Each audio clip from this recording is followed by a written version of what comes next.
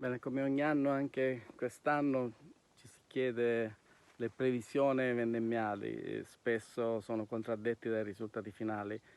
Cercherò di essere più attendibile possibile.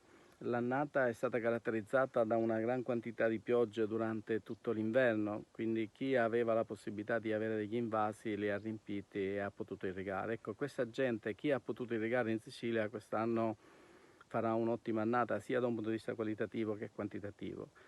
Chi invece non ha l'acqua è un bagno di sangue. Tenete conto che in Sicilia si irriga circa il 30% dei vigneti.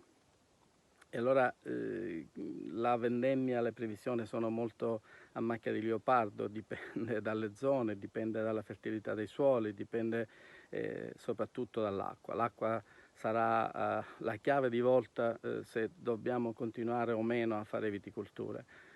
Non credo che ci siano condizioni per continuare a farne ai prezzi e alle quantità per ettaro che fa la Sicilia. Noi produciamo fra le regioni, abbiamo le rese più basse fra le regioni più basse in Italia e competiamo spesso con le regioni che fanno quantità enormi rispetto a noi.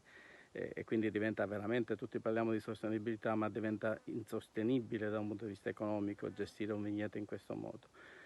Io credo che ci sono tutte le condizioni perché la politica si impegni davvero a fare un piano d'azione serio sull'irrigazione, altrimenti sarà sempre più difficile continuare a fare viticoltura in Sicilia.